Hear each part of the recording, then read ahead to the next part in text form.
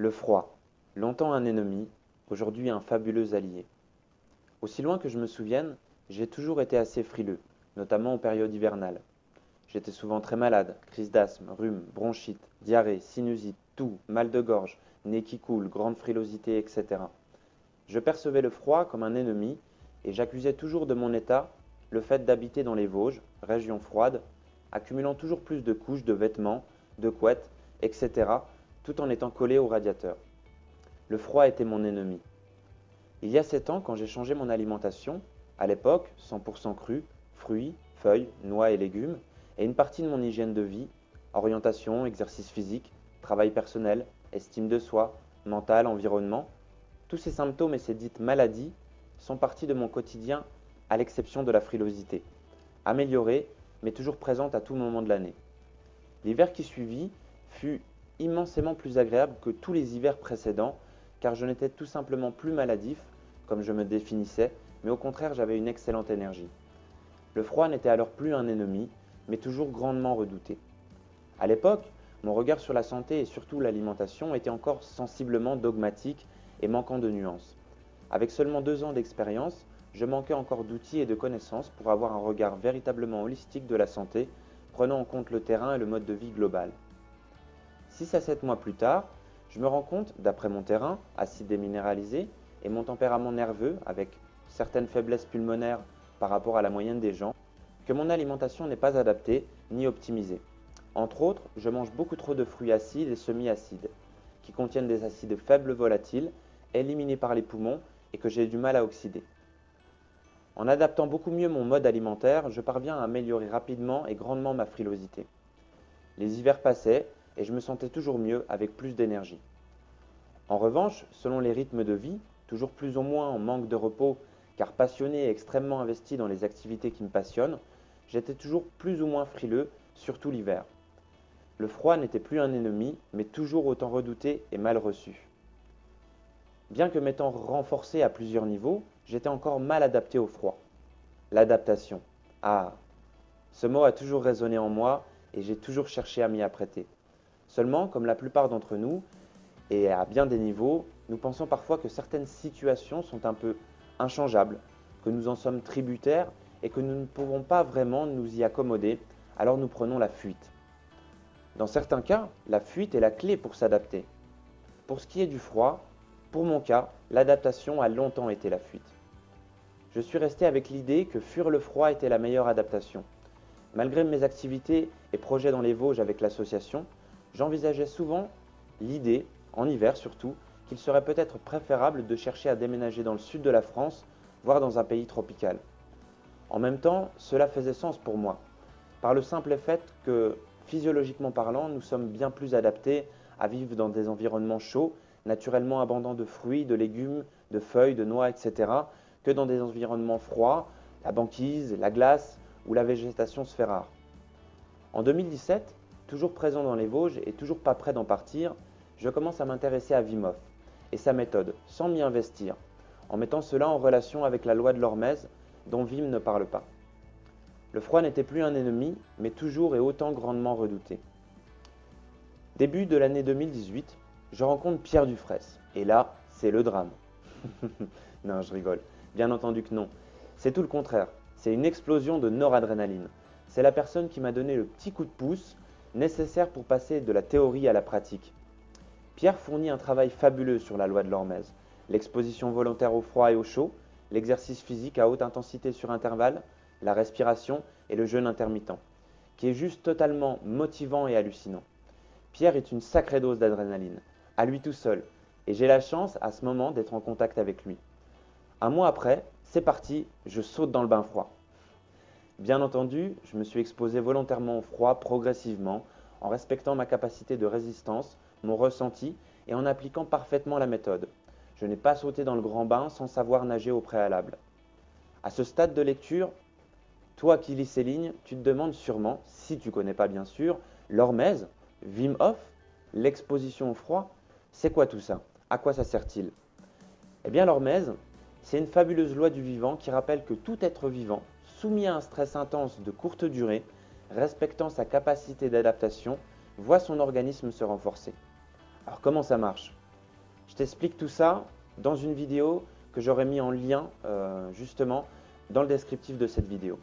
Sinon, tu peux retrouver tout le travail et les formations remarquables de Pierre. Alors, l'immersion en eau froide. Comment ça marche? Eh bien, le pouvoir du froid est bien connu et bénéficie d'une longue tradition en Finlande, en Russie, en Thaïlande, en Corée et au Japon.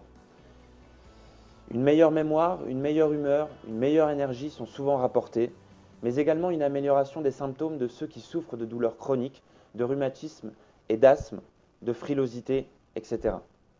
Le fait d'alterner entre le chaud et le froid, ça contracte et dilate les vaisseaux et améliore la tonicité des parois vasculaires qui améliore la circulation sanguine et lymphatique.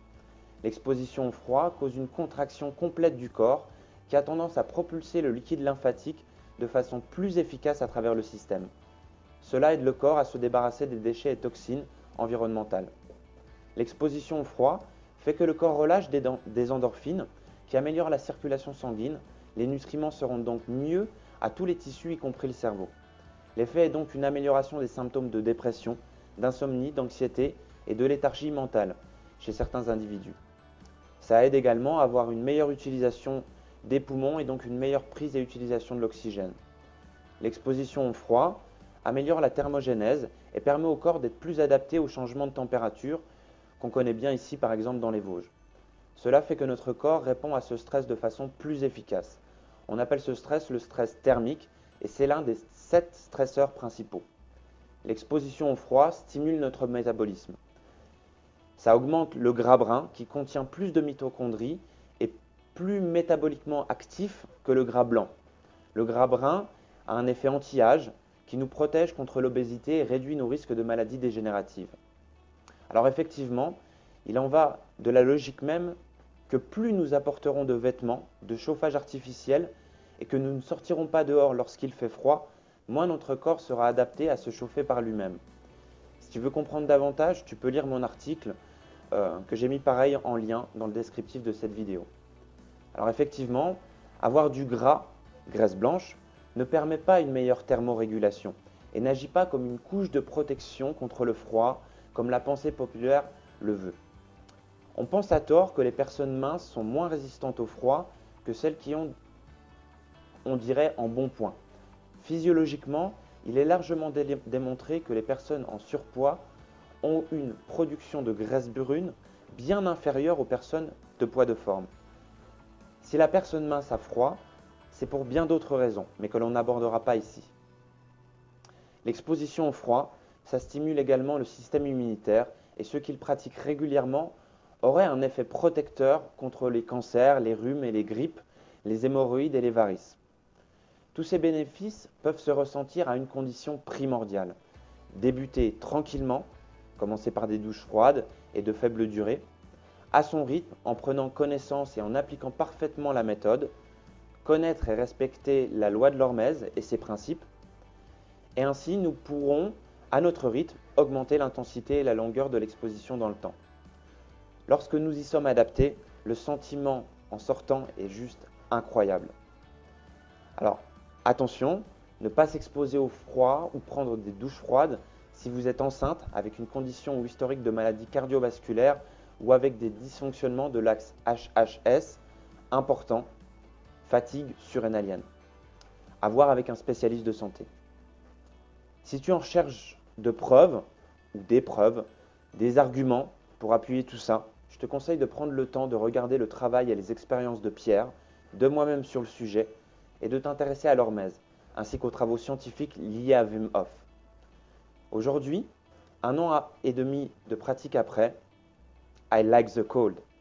Le froid n'est enfin plus un ennemi, mais un fabuleux allié.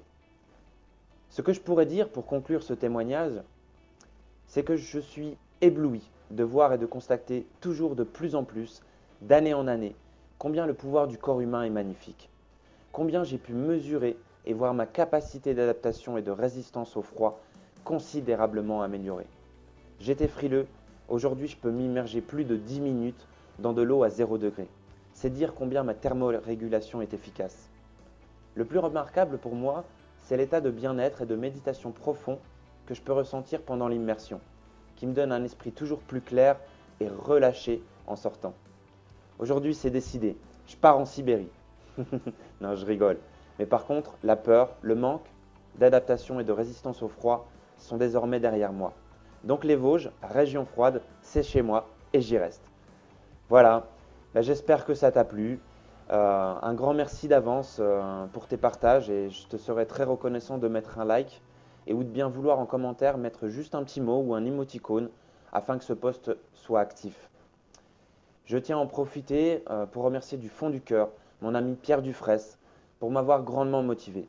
Merci également pour le superbe travail que tu as fourni pour mettre en place toutes tes vidéos, tes formations H4H que je trouve juste extraordinaires.